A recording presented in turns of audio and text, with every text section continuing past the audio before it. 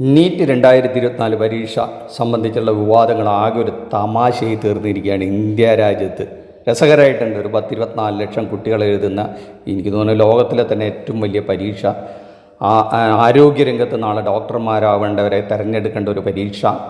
അത് ഭയങ്കര തമാശയാക്കിയിട്ടുണ്ട് നമ്മുടെ നാട്ടിൽ. ഗംഭീരമായിട്ടുണ്ട്. നല്ല ഗവൺമെൻറ്, നല്ല സർക്കാർ, നല്ല കോടതി, ഇങ്ങനെ തന്നെ വേണം. ഇങ്ങനെ ആയിരിക്കണം നമ്മുടെ രാജ്യം. ഈ കൗൺസിലിംഗ് പ്രോസസ്സ് സ്റ്റേ ചെയ്യാൻ വിസമ്മതിച്ചിരിക്കുന്നു. എന്നാലോ വളരെ രസകരമായിട്ടുണ്ട്. പവിത്രത നഷ്ടപ്പെട്ടു അത്ര, ഈ പരീക്ഷയുടെ പവിത്രത നഷ്ടപ്പെട്ടു എന്നാണ് കോടതി പറയുന്നത്. അതിൻ്റെ കോൺട്രാഡിക്ടറി ആയിട്ടാണ് അടുത്ത് പറയുന്നത്. കൗൺസിലിംഗ് നടന്നോട്ടെ, കുഴപ്പമില്ല, അത് നടക്കട്ടെ. പവിത്രത നഷ്ടപ്പെട്ടു എന്ന് ഒബ്സർവ് ചെയ്യുന്ന ഒരു അഭിപ്രായവും മറുപക്ഷത്ത് അതിൻ്റെ കൗൺസിലിംഗ് നടന്നോട്ടെ എന്ന് പറയുന്നതും തമ്മിൽ തന്നെ വൈരുദ്ധ്യം ഉണ്ടല്ലോ. എന്താ ഇതിൻ്റെ അർത്ഥം എന്ന് എനിക്ക് ആലോചിച്ചിട്ട് മനസ്സിലാവുന്നില്ല. എത്ര ആലോചിച്ചിട്ടും പിടികിട്ടുന്നില്ല. പവിത്രമായി നടക്കേണ്ട ഒരു പരീക്ഷ പവിത്രതയില്ലാതെ നടത്തി എന്ന് പറയുമ്പോൾ തന്നെ അതുമായിട്ട് ബന്ധപ്പെട്ടിട്ടുള്ള കൗൺസിലിംഗ് പ്രോസസ്സൊക്കെ നടന്നോട്ടെ. എന്നാലോ ഇത് മാറ്റിവെച്ചിരിക്കുന്നതോ 1 മാസം കഴിഞ്ഞിട്ട്. ഇനി 1 മാസം വരെ വലിയ വിവാദമായിരിക്കും, ഭയങ്കര കത്തിക്കള്ളായിരിക്കും, പിന്നെ നിറയെ പെറ്റീഷനുകൾ വരുന്നുണ്ട്. അത്ര എന്തൊരു അത്ഭുതമാണ് നമ്മുടെ നാട്ടിൽ നടക്കുന്നത്. എന്തെല്ലാം കാര്യങ്ങളാണ് ഇവിടെ നടന്നു തീർക്കുന്നത് എനിക്ക് മനസ്സിലാവുന്നില്ല.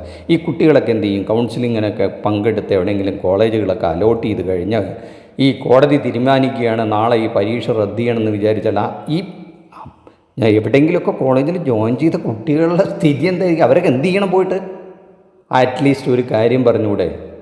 ഈ കേസിലൊരു തീരുമാനമാകുന്നത് വരെ കൗൺസിലിംഗ് തൽക്കാലം നിർത്തിവെക്കണം. ഒരു 15 ദിവസം, അല്ലെങ്കിൽ 1 മാസമാണെങ്കിൽ 1 മാസം, അതുവരെ നിർത്തി വെക്കാനായിട്ട് പറഞ്ഞാൽ അതോടുകൂടെ കുട്ടികളുടെ ആകാംക്ഷ തീരുമല്ലോ, അവിടെ വെച്ച് തീരുമല്ലോ. അന്ന് വരെ വെയിറ്റ് ചെയ്യാമല്ലോ. ഇത് ഈ 2 കൂട്ടരെയും തീയിൻ്റെ നടുവിലിട്ടിട്ട് എന്ത് ചെയ്യുമെന്ന് അറിയാണ്ട് ആകെ പെട്ടുപോയിരിക്കുന്ന ഒരവസ്ഥയിലേക്ക്. എന്തൊരു അവസ്ഥയാണ് നോക്കൂ നിങ്ങൾ. നമ്മുടെ രാജ്യത്തല്ലാതെ ഇതൊക്കെ എവിടെ നടക്കുക? ഇത് ഇടപെടാൻ ഗവൺമെൻറ് ഇല്ല എന്ന് വിചാരിച്ചു. ഇപ്പോൾ ഗവൺമെൻറ് വന്നുവല്ലോ. ഗവൺമെൻറ് വിചാരിച്ച ഒരൊറ്റ സെക്കൻഡ് കൊണ്ട് തീർക്കാവുന്ന പ്രശ്നമല്ലേ ഉള്ളൂ. ഗവൺമെൻറ്റിന് NTA ഇൻസ്ട്രക്ഷൻ കൊടുക്കാമല്ലോ.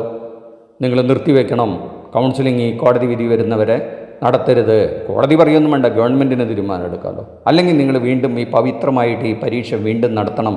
അതോടുകൂടെ സകല പ്രശ്നങ്ങൾക്ക് തീരുമാനമായി.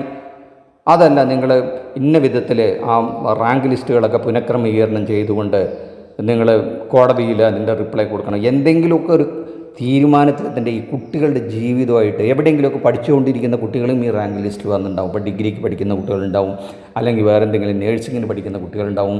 അവർ ഈ കൗൺസിലിംഗ് പങ്കെടുത്തുകൊണ്ട് അവർക്കൊരു സീറ്റ് കിട്ടിക്കഴിഞ്ഞാൽ അവരവിടെ നിന്ന് TC വാങ്ങിയിട്ട് ഈ കോളേജിൽ പോയി ചേർന്ന് കഴിഞ്ഞതിന് ശേഷമാണ് ഈ കോടതി പറയുകയാണ് ഈ പരീക്ഷ റദ്ദ് ചെയ്തിരിക്കുന്നു എന്ന് പറഞ്ഞാൽ ഈ കുട്ടികളുടെ ഭാവി എന്താവും? അവർക്ക് തിരിച്ചു പോയി ജോയിൻ ചെയ്യാൻ പറ്റുമോ? ആ കോഴ്സ് പഠിക്കാൻ പറ്റുമോ? എനിക്ക് മനസ്സിലാകുന്നില്ല. NTA കൈ കഴുകും. നിങ്ങൾ ഈ seat subject to the verdict of the supreme court എന്ന് പറയും. അവർ അപ്പോയിൻമെൻറ്റ് നമുക്കൊരു സീറ്റ് അലോട്ട് ചെയ്യുമ്പോൾ ആ കണ്ടീഷൻ വെച്ചായിരിക്കും തരിക. അപ്പോൾ ഇത് നിങ്ങൾ വേറെ എവിടെയെങ്കിലും പഠിക്കുന്നിടത്ത് TC വാങ്ങിയിട്ട് അവിടെ പോയി ചേർന്ന് കഴിഞ്ഞാൽ നിങ്ങൾക്ക് തിരിച്ച് അങ്ങോട്ട് പോകാൻ പറ്റുമോ? ഈ സീറ്റില്ല എന്ന് പറഞ്ഞാൽ വലിയൊരു അനിശ്ചിതത്വമുണ്ട്. ഇത് ആരാ ഏറ്റെടുക്കുക? ഏത് രാഷ്ട്രീയ കക്ഷികളാണ്? ഏത് സ്റ്റുഡൻസ് യൂണിയനാണ്? ഏത് രക്ഷിതാക്കളാണ്? ഏത് ഇൻസ്റ്റിറ്റ്യൂട്ടുകളാണ്? അവർക്ക് അടുത്ത ബാച്ചിലേക്കുള്ള കുട്ടികളെ കിട്ടുക, പണം കൊയ്യുക, ഫീസ് വാങ്ങിക്കുക എന്നുള്ള ഏക ലക്ഷ്യം മാത്രമേ ഉള്ളൂ. അവർക്ക് റാങ്ക് ലിസ്റ്റിലുള്ള ആര് കയറിയാലും അവർക്ക് പ്രത്യേകിച്ചൊന്നുമില്ല. നിങ്ങൾ കയറിയില്ലെങ്കിലും അത് കുറേ കുട്ടികളുണ്ട്, അവർ കയറിക്കോളും. അവരെ സംബന്ധിച്ചിടത്തോളം അതൊന്നും ഒരു പ്രശ്നമല്ല. ഇതാണ് അതിൻ്റെ സത്യം.